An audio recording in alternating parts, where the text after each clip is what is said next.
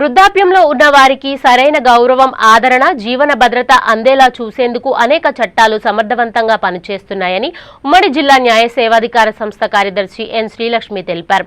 సోమవారం ప్రపంచ వయోవృద్ధుల వేధింపుల నివారణ దినోత్సవం సందర్భంగా ఏలూరు మాదేపల్లి రోడ్డులోని ప్రేమాలయం వృద్ధుల ఆశ్రమంలో అవగాహన సదస్సును ఏర్పాటు చేశారు. ఈ కార్యక్రమంలో ముఖ్య అతిథిగా పాల్గొన్న డిఎల్ఎస్ఏ కార్యదర్శి శ్రీలక్ష్మి మాట్లాడుతూ వృద్ధుల పట్ల జరిగే అన్యాయాలు, వివక్ష, వేధింపులపై సమాజంలో అవగాహన కలిగించడంతో పాటు వృద్ధులకు రక్షణ కల్పించడం అత్యావశ్యకం అని పేర్కొన్నారు.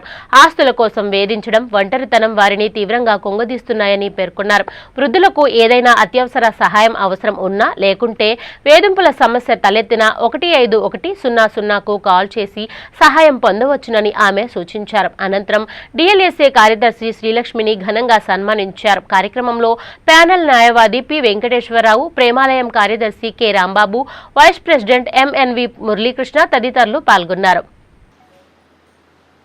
ఈరోజు మనం గౌరవ నాల్సా మరియు గౌరవ AP state legal service authority వారి ఆదేశాల మేరకు మరియు గౌరవ డిస్ట్రిక్ట్ లీగల్ సర్వీస్ అథారిటీ వారి సూచనల మేరకు world elder abuse awareness day చేసుకుంటున్నామండి. జూన్ 15వ తారీఖున ఆ ప్రోగ్రాము ఈరోజు మనం ప్రేమాలయంలో జరుపుకుంటున్నాము. ఇక్కడ వృద్ధులను ఉద్దేశించి ఈరోజు ప్రోగ్రామ్ ఇక్కడ కండక్ట్ చేయడం జరిగింది. ఈరోజు వృద్ధుల గురించి, వాళ్ళకి సంబంధించిన చట్టాల గురించి ఇక్కడ వాళ్ళకి తెలియజేయడం జరిగింది. ఈరోజు వాళ్ళ యొక్క హక్కుల గురించి అన్నీ కూడా తెలియజేయడం జరిగింది. వాళ్ళ హక్కుల గురించి, వాళ్ళకి వచ్చే బెనిఫిట్స్ గురించి, గవర్నమెంట్ స్కీమ్స్ గురించి, వాటి గురించి కూడా అన్నీ తెలియజేయడం జరిగింది. వృద్ధులు ఎవరైతే ఉన్నారో, నెగ్లెక్టెడ్ ఓల్డ్ పీపుల్ ఎవరైతే ఉన్నారో వాళ్ళెవరూ కూడా ఇబ్బంది పడాల్సిన అవసరం అయితే లేదు. వాళ్ళకి సీనియర్ సిటిజన్స్ యాక్ట్ ఉంది, 2007 యాక్ట్. దాని ప్రకారం వాళ్ళు పిల్లల దగ్గర నుంచి కానీ లీగల్ హెయిర్స్ ఎవరైతే ఉంటారో వాళ్ళ దగ్గర నుంచి వాళ్ళు మెయింటెనెన్స్ క్లెయిమ్ చేయొచ్చు.